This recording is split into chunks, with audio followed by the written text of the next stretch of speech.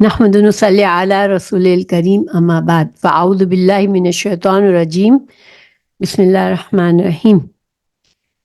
ہم نے قرآن مجید کے لفظوں کا لفظ بلفظ ترجمہ کے کورس شروع کیا ہے، جس میں ہر لفظ کی وضاحت کر رہی ہوں میں، اور اس کو بریک ڈاؤن کر کے اس کی بناوٹ پر بات کرتے ہیں، اور ترجمے کا آسان ترین طریقہ، ترجمے کو یاد کرنے کا آسان طریقہ سیکھنے کی کوشش کر رہے ہیں۔ اور اس میں چونکہ ہلکی سی گرامر کی بھی ضرورت پڑے گی ہمیں، یہ گرامر کا کورس تو نہیں ہے، لیکن اس میں تھوڑی سی گرامر عربی کی میں شروع میں بتاؤں گی، تو جن لوگوں کو گرامر سے دلچسپی ہے ان کے لیے فائدہ یہ بھی ہوگا۔ اور دوسرا یہ کہ اگر یہ دو چار چھوٹی چھوٹی چیزیں ہر کوئی اپنے ذہن میں سمجھ لے گا تو انشاءاللہ سب کے لیے یہ ترجمے کا کورس بہت زیادہ دلچسپ بھی ہو جائے گا اور آسان بھی ہو جائے گا۔ تو انشاءاللہ ہم شروع کرتے۔ کل کے سبق میں ہم نے سورہ فاتحہ شروع کر دی تھی، تو آج ہم اسی کو مکمل بھی کریں گے اور تھوڑی سی گرامر بھی سیکھیں گے انشاءاللہ۔ میں ترجمے کا آپ کو کیسے چلوں گی آپ کو لے کر کہ ترجمے کی کلاس کے دو حصے ہوں گے، ٹھیک ہے؟ ایک جو حصہ ہوگا اس میں آپ کو فیملیئر کراؤں گی کہ الفاظ کی بناوٹ سے، ٹھیک ہے، تاکہ آپ لوگ جب لفظ کو دیکھیں تو آپ کو اندازہ ہو جائے کہ یہ لفظ کی بناوٹ ایسی ہے تو ترجمے میں آپ کو فائدہ ہوگا۔ اس لیے کیوں کہ عربی زبان کے جو الفاظ ہیں اس کا میننگ جو ہوتا ہے نا وہ دو طرح سے ہوتا ہے۔ ایک تو لفظ کی جس سانچے میں لفظ بنا ہوا ہے، سانچا یعنی کہ ڈائی، ٹھیک ہے، جس ڈائی سے لفظ بنا ہوا ہے نا اس کی طرف سے ایک معنی آ رہا ہوتا ہے، اور ایک جو ہوتا ہے معنی وہ لفظ کے جو جڑ لیٹر یعنی کہ حروف اصلی ہوتے ہیں اس سے آتا ہے، ٹھیک ہے۔ اس لیے میں نے لاسٹ کلاس میں تھوڑا سا بتایا تھا کہ عربی زبان کے جو الفاظ ہوتے ہیں وہ جو ہیں وہ ڈائز یعنی مختلف وزن پر بنے ہوئے ہوتے ہیں، اور وہ وزن کا جو ہوتا ہے معنی وہ بہت زیادہ اہمیت رکھ رہا ہوتا ہے، وہ لفظ کے ترجمے میں فرق کرتا ہے۔ جیسے مثال کے طور پر اگر میں کہتی ہوں حامد، حامد حامد ہم اردو میں بھی بولتے ہیں نا، حامد کا مطلب ہوتا ہے تعریف کرنے والا۔ حامد میں جو روٹ ورڈز ہوتے ہیں جو کہ بیس ہے، اس ورڈ کا جو اصل میننگ جڑ میننگ آ رہا ہے، تعریف کا میننگ جو آ رہا ہے وہ ہا میم اور دال سے آتا ہے، ٹھیک ہے۔ ہا میم دال میں تعریف کا معنی پایا جاتا ہے۔ تو جب حامد بنا تو اس سے ہوا کہ تعریف کرنے والا، ٹھیک ہے۔ اب اس کو میں ہا میم دال کو دوسرے سانچے میں ڈالتی ہوں محمود، محمود، تو یہ تعریف جس کی ہو رہی ہوتی ہے، جس کی تعریف ہوتی ہے وہ مطلب ہو جاتا ہے کہ وہ شخص جس کی تعریف ہوتی ہے، ٹھیک ہے۔ تو یہ ترجمہ کیوں بدل گیا؟ ہا میم تعریف کا معنی تو اس میں ہے، ٹھیک ہے نا، لیکن شیپ کی وجہ سے بدل گیا۔ تو انشاءاللہ میں کچھ رولز آپ لوگوں کو سمجھاؤں گی پہلے حصے میں، اور پھر میں آپ لوگوں کو صحیح جس سبق پر ہوں گے اس کا ترجمہ بتاؤں گی انشاءاللہ، ٹھیک ہے۔ تو اب دیکھیں رولز کی ابتدا کیا ہے کہ عربی زبان میں جتنے بھی الفاظ ہیں ان کے تین حصے ہوتے ہیں، یعنی تین گروپس میں ہم ان کو ڈیوائڈ کر سکتے ہیں۔ ایک ہے اسم، ایک ہے فعل اور ایک ہے حرف، ٹھیک ہے۔ اسم کیا ہوتا ہے؟ اردو میں اسم بولتے ہیں نا، آپ لوگوں کو پتہ ہے اسم کا کیا مطلب ہوتا ہے؟ ناؤن، ٹھیک ہے، ناؤن یعنی کہ نام۔ جو کچھ الفاظ عربی زبان میں جو بھی قرآن ہم پڑھیں گے اس کے کچھ الفاظ اسم ہوں گے، ٹھیک ہے۔ تو اسم کیا ہے؟ جو کسی شخص، حیوان، چیز یا جگہ وغیرہ کا نام ہو یا صفت ہو، ٹھیک ہے۔ اب دیکھیے جب اسم کوئی بولتے ہیں جیسے کتاب، تو کتاب کا ٹائم فریم سے کوئی تعلق نہیں ہوتا، ٹھیک ہے۔ کتاب کتاب ہی ہے، کل بھی کتاب تھی، آج بھی کتاب ہے، اور فیوچر میں بھی کتاب ہوگی۔ کیا مطلب کہ اسم کے ساتھ ٹائم کا کوئی کانسیپٹ نہیں ہوتا، ٹھیک ہے۔ تو القلم، قلم یہ بھی اسم ہے۔ شاعر، شاعر یہ بھی اسم ہے۔ فاسق، گنہگار یہ بھی اسم ہے، ٹھیک ہے۔ فعل دوسری چیز ہوتی ہے فعل، تو فعل وہ ہوتا ہے جس میں کام یا زمانہ پایا جائے. جیسے عبادہ، اس نے عبادت کی. دیکھیں آپ لوگوں کو اس کا ترجمے سے اندازہ ہو رہا ہے نا کہ اس میں ٹائم کا ہے، ٹائم کا تعلق ہے اس میں. عبادہ، اس میں آپ کو کون سا ٹائم نظر آتا ہے؟ اس نے عبادت کی. یہ عبادت اس میں پاسٹ ٹینس یعنی کہ گزرا ہوا ٹائم ہے، کہ ہے نا، اس نے عبادت کر لی. کی یعنی کہ کر چکا، عبادت پاسٹ ٹینس سے. ٹھیک ہے. اسی طرح نعبدو، ہم عبادت کریں گے یا کرتے ہیں. تو اس میں حال اور فیوچر کا ٹائم نظر آ رہا ہے ہم کو. اور خلقا، اس نے پیدا کیا، تو پاسٹ ٹینس.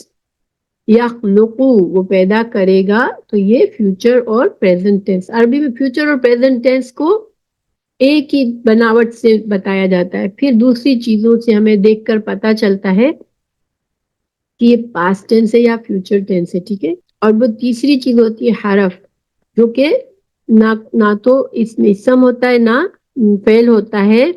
جیسے فی ایک حرف ہے، اس کا ترجمہ ہے میں، علا اوپر، من سے.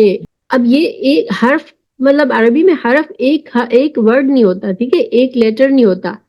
ضروری نہیں ایک لیٹر ہو بھی سکتا ہے، ایک سے زیادہ بھی. لیکن حرف اس کو کیوں کہتے ہیں کہ اگر میں ایک اکیلا بولتی ہوں تو یہ کوئی فائدہ نہیں دیتا. اگر میں کہتی رہوں فی تو میں تو اس کا آپ کو کوئی بھی مطلب سمجھ نہیں آئے گا. ٹھیک ہے.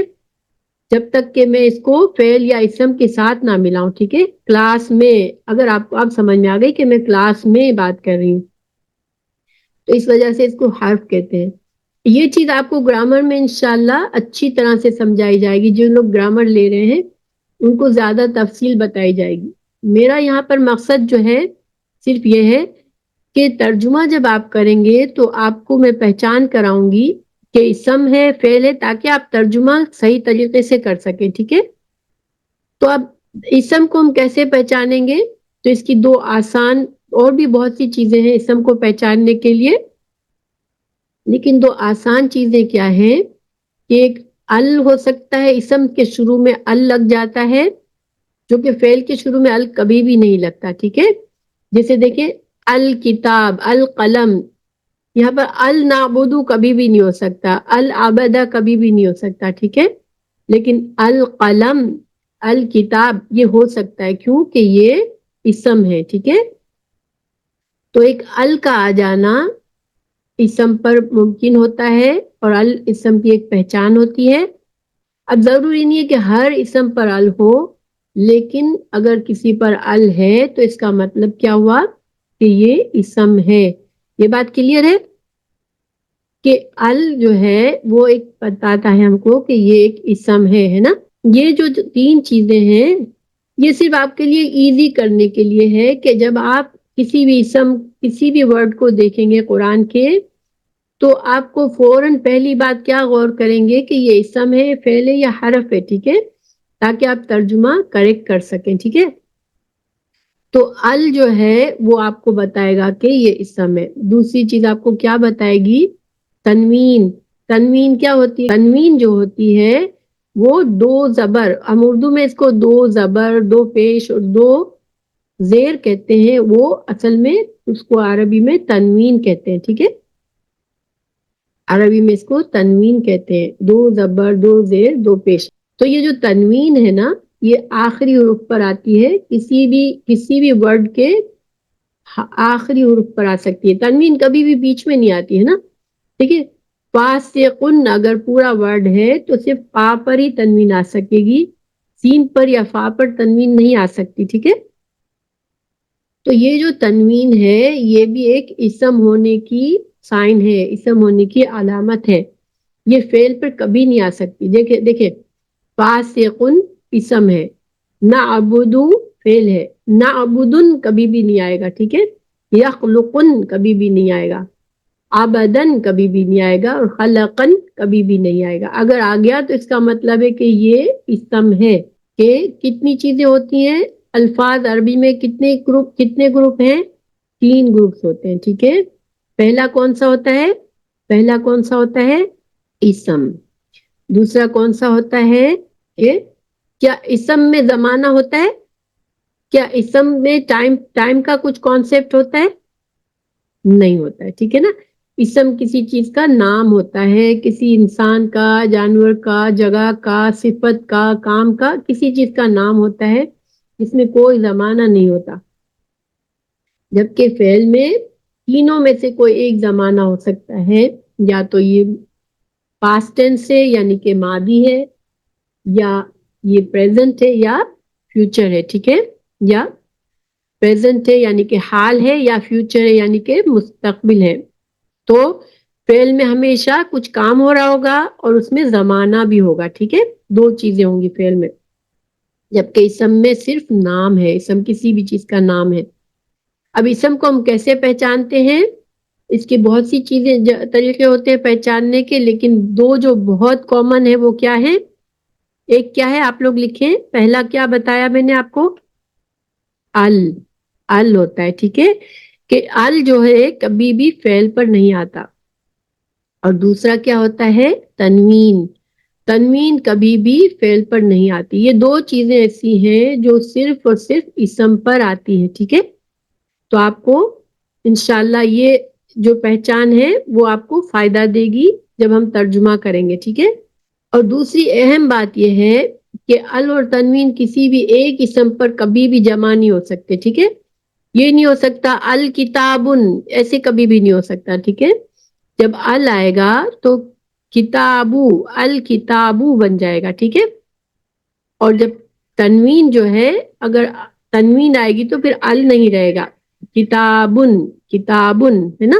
کبھی کبھی دونوں میں سے کچھ بھی نہیں ہوگا، ٹھیک ہے. لیکن یہ دو چیزیں ایسی ہیں جب وہ آئیں گی تو آپ فوراً پہچان لیں گے کہ یہ اسم ہے. لیکن کبھی کبھی اسم ایسا بھی آئے گا جس پر آپ کو یہ دونوں چیزیں نظر نہیں آئیں گی، تو وہ آپ انشاءاللہ آگے چل کے سمجھ جائیں گے، ٹھیک ہے. اور یہ جو ہے دونوں ایک ساتھ نہیں آ سکتے، ٹھیک ہے. اچھا، اس کے علاوہ ایک اور چیز جو بہت کامن ہے نام اسم میں، وہ یہ ہے گولتا. آپ لوگوں کو گولتا نظر آ رہی ہے یہاں کہ بہت چھوٹا ہے؟ میں اس کو ذرا بڑا کروں، دیکھیں یہ آپ کو گولتا نظر آ رہی ہے یہاں پر. یہ گولتا جو ہے وہ صرف اور صرف اسم کے آخر میں آ سکتی ہے، فعل کے آخر میں کبھی بھی یہ والی تا نہیں آتی، ٹھیک ہے. تو اسم کی ایک اور پہچان یہ گولتا ہے جو کہ کبھی کبھی اسم کے آخر میں آتی ہے. تو اب میں نے آپ کو کتنی پہچان بتائی اسم کی؟ 3، ٹھیک ہے. یا تو اسم پر ال ہوگا، یا اسم پر تنوین ہوگی، یا اسم کے آخر میں گولتا ہوگی، ٹھیک ہے. یہ 3 چیزیں ایسی ہیں جو فعل پر کبھی بھی نہیں آتی. لیکن اس کا یہ مطلب نہیں ہے کہ سارے اسم پر ان 3 میں سے کوئی چیز ہوگی، ٹھیک ہے. بعض اسم ایسے ہوتے ہیں جس پر ان میں سے کوئی بھی علامت نہیں ہوتی، لیکن اس کو انشاءاللہ ہم پھر اور طریقوں سے جانتے ہیں جو میں بعد میں بتاؤں گی. یہاں تک انشاءاللہ یہ ہمارے رولز ہیں. اب ہم اپنے سورہ فاتحہ پر چلتے ہیں اور ہم اس کا ترجمہ کرنے کی کوشش کرتے ہیں، ٹھیک ہے. میں لاسٹ ویک کا لیسن دوبارہ ریپیٹ کرتی ہوں انشاءاللہ. دیکھیں، بسم اللہ سے شروع کرتے ہیں. بسمی. یہاں پر یہ 2 چیزیں ہیں، ایک ہے با، ایک با ہے با زیر بی، اور ایک ہے اسم، ٹھیک ہے. ان کو جب لکھ کر جمع کر لکھا گیا ہے تو یہ بسمی ہو گیا ہے، ٹھیک ہے. یہاں پر 2 حروف ہے. با کا ترجمہ کیا ہوتا ہے؟ میں نے بتایا تھا لاسٹ ویک، کسی کو یاد ہے؟ با کا ترجمہ کیا ہوتا ہے؟ ساتھ. ساتھ، ماشاءاللہ.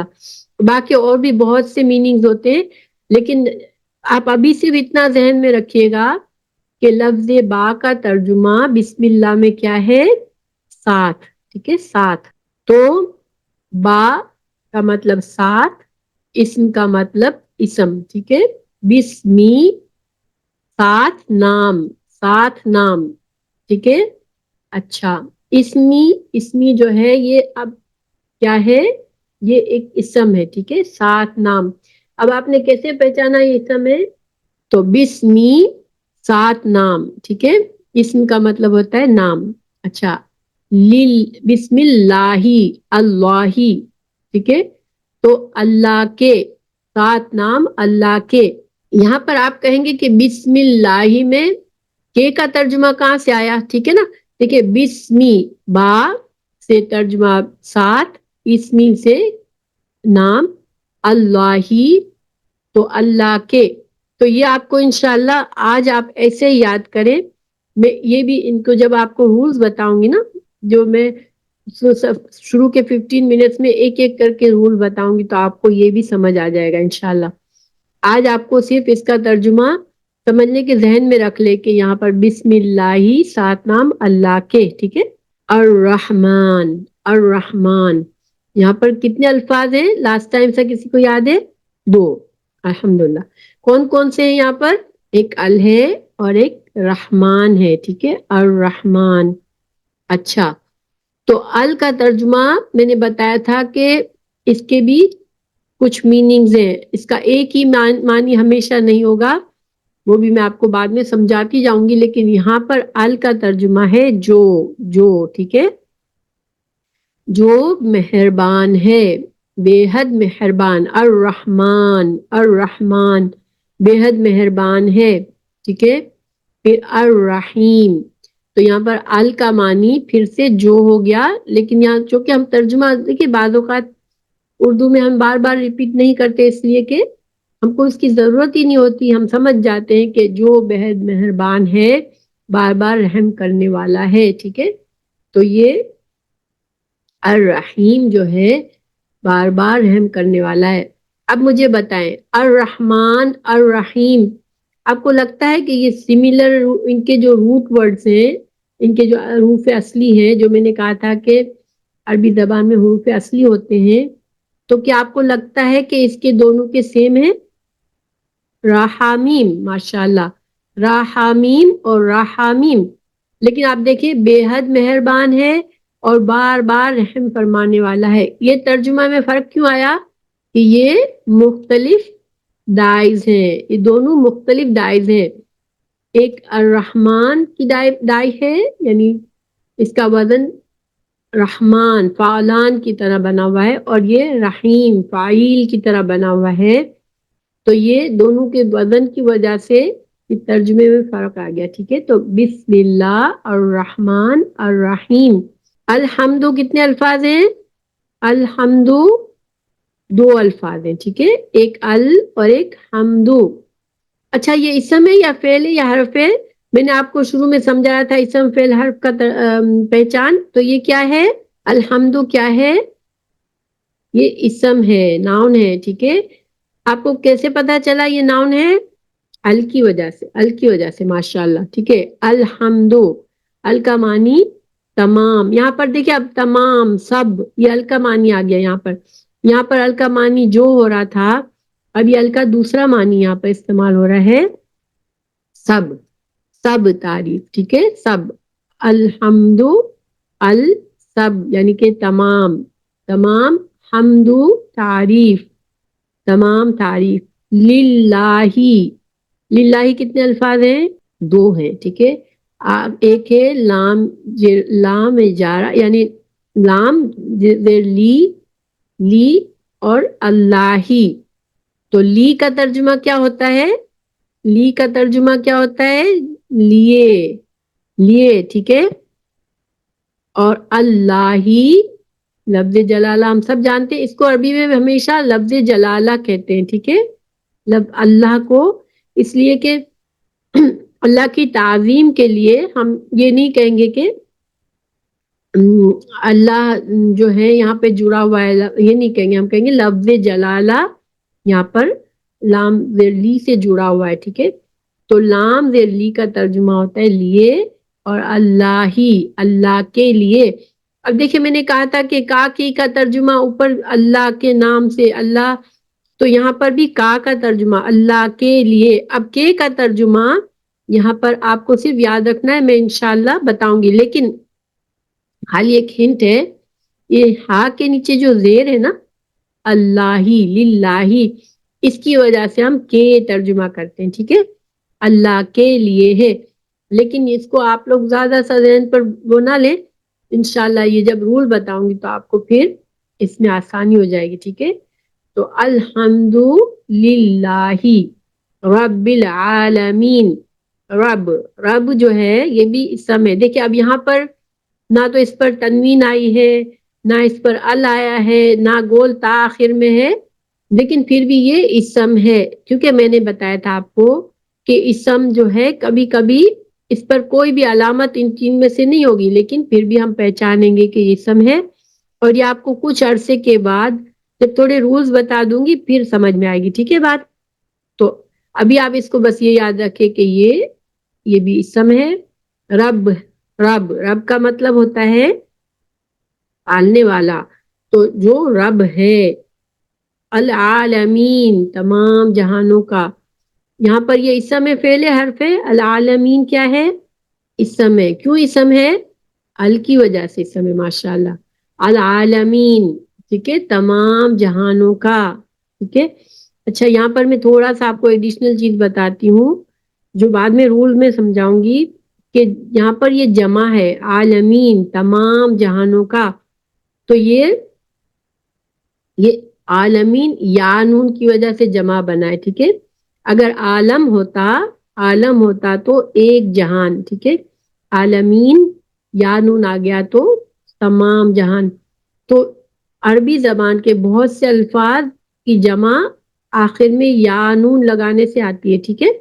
تو یہ آپ کو کچھ عرصے کے بعد خود ہی آنے لگے گا انشاءاللہ. یہ بار بار دیکھیں گے آپ.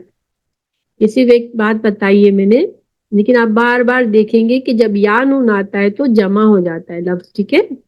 تو العالمین تمام جہانوں کا. الرحمن، الرحمن جو بہت مہربان ہے. الرحمن جو بہت مہربان ہے. تو آپ دیکھیں یہاں پر ہم نے اس کا ترجمہ کر لیا تھا. الرحیم جو بار بار رحم فرمانے والا ہے. مالک، مالک ہم اردو میں بولتے ہیں نا، مالک کا کیا مطلب ہوتا ہے؟ اونر. ٹھیک ہے. اونر. ٹھیک ہے. ماشاء اللہ. جو مالک ہے. اب اردو کے بہت سے الفاظ آئیں گے تاکہ آپ لوگوں کو ان کو تو یاد کرنے کی ضرورت ہی نہیں پڑے گی انشاءاللہ. ٹھیک ہے. مالک یوم الدین. اب یوم اردو میں بولتے ہیں نا، یوم، یوم اردو میں بولتے ہیں، ہاں، دن. ٹھیک ہے. مالک یوم الدین. الدین، الدین عربی کا لفظ ہے. ٹھیک ہے. اور اس کا ترجمہ ہوتا ہے بدلے کے دن کا، جزا کے دن کا. ٹھیک ہے. یوم الدین یہ قیامت کا دن ہے. تو یہ بس ایک نیا لفظ ابھی تک آیا ہے، باقی سارے لفظ ہم پہلے سے جانتے ہیں. الدین جو ہے اس کا مطلب ہوتا ہے بدلے کا دن. ٹھیک ہے. جزا کا دن. تو یہ بس ایک لفظ یاد رکھیے گا. اچھا اب دیکھیں یہاں بھی یہ کا ترجمہ دونوں جو آیا ہے نا، دن کا، یہ کا ترجمہ کہاں سے آیا؟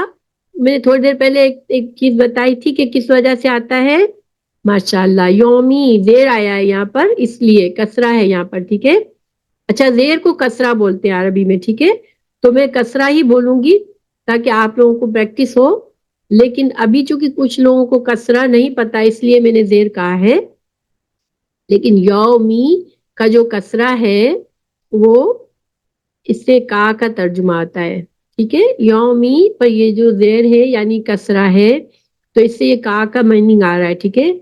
مالکی یوم الدینی، تو یہاں دینی نون کے نیچے بھی کسرہ ہے یعنی کہ زیر ہے. تو یہ بدلے کے. ٹھیک ہے. مالک ہے دن کا، بدلے کے.